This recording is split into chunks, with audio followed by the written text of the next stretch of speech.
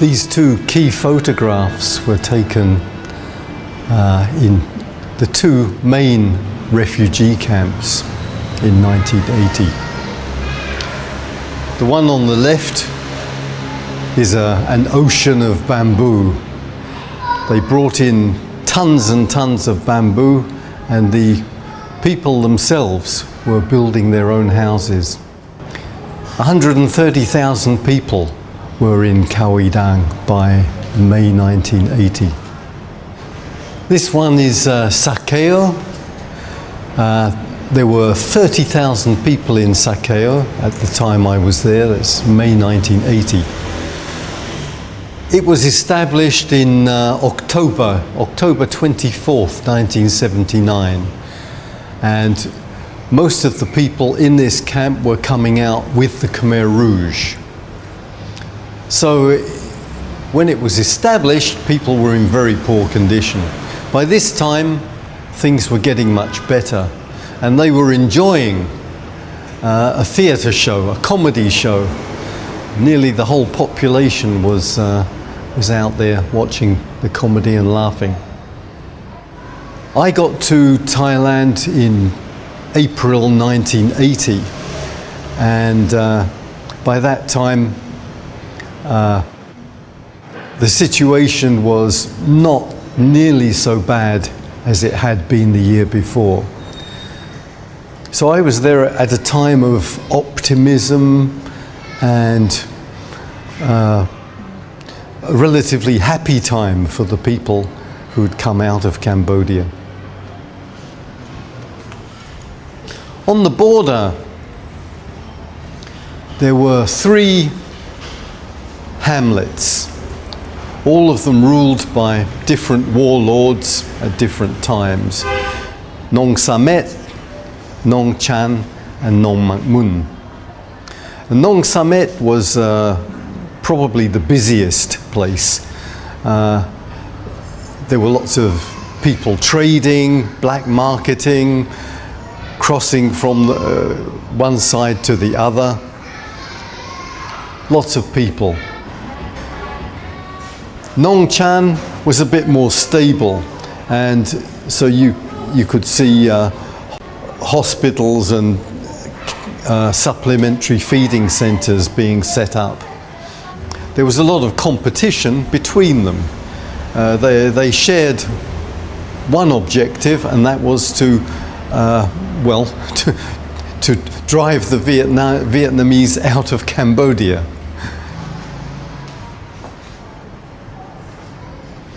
This is in Khao-I-Dang, and 2 people who had just arrived after a very difficult journey to the border and across the border. People had to pay a lot of money. It was very dangerous coming over the border. They had to pay off the bandits, and then they had to pay off the Thai military, and the only negotiable currency was often gold. But they were also finding time to enjoy themselves, and lots of imagination went into making toys. I think these were made for festivals originally. And they had a playground. Someone set up a playground. There were kids with trucks, toy trucks made from empty oil cans. Here we've got a mother and child who were watching the dance classes. There are always little girls at the gate selling baskets or pendants. This one is made from intravenous drip tubes from the hospital. And this area is all Khao-I-Dang.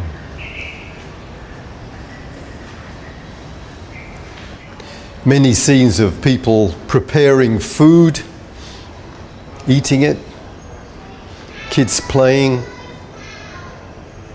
and a meeting with Mahagosananda, the venerable patriarch who set up a temple in Khao-I-Dang, the first temple.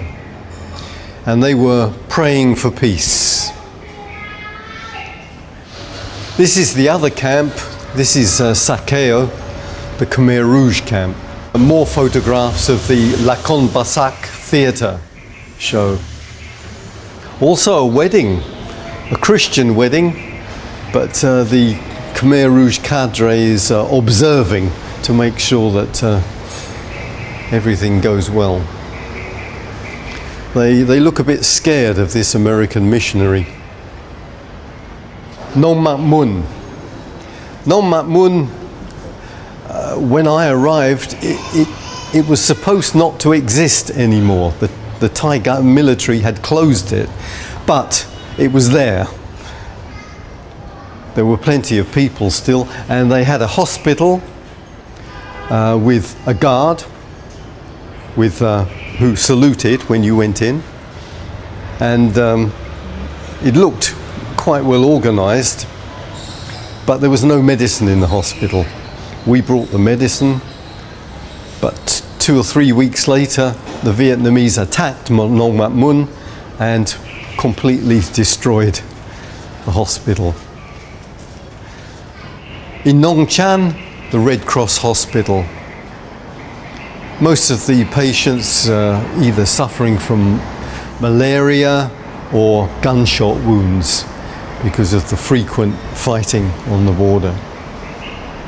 Rare cases of malnutrition, not very frequent at this time. The year before, it had been a terrible situation, but the situation had improved a lot. A supplementary feeding centre in Nong Chan set up by CARE and UNICEF. Here we've got mothers and children waiting for nutritious food and big rice pots. And the rice was good.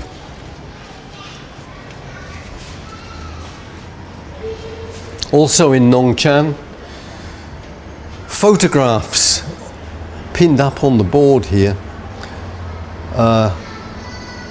There were eventually 2,600 photographs of children who arrived in Nong Chan without parents, without adults. And they took their names, and it reminded me of Tul Sleng actually, except all these kids are smiling. And this idea worked. Out of 2,600 children, 1,953 found their parents.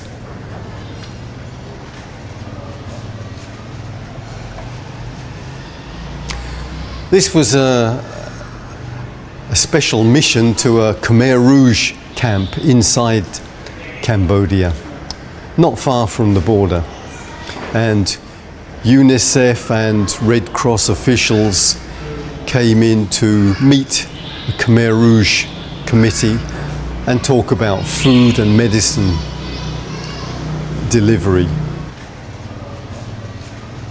It was a very, very muddy place. The truck got stuck.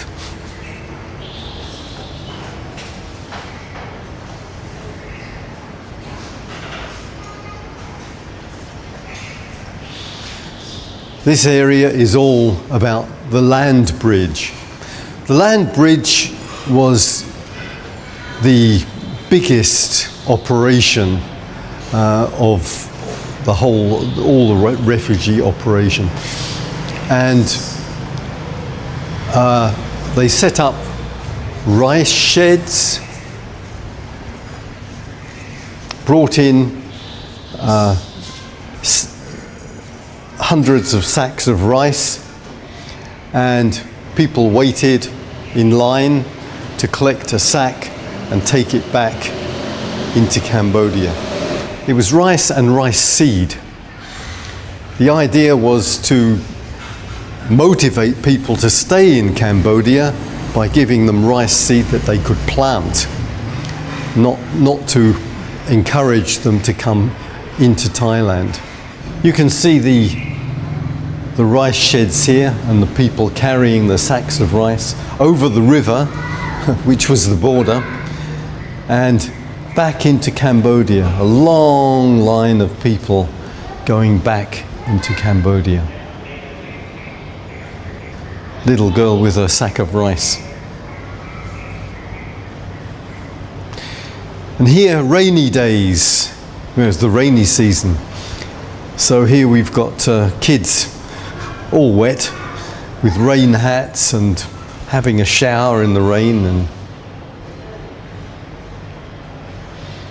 and English books for sale the other side of the fence at the refugee camp. In Sakeo, the rain was a big problem.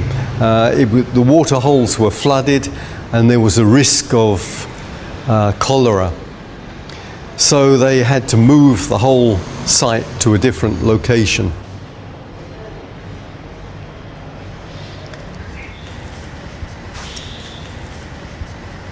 Over here, finally,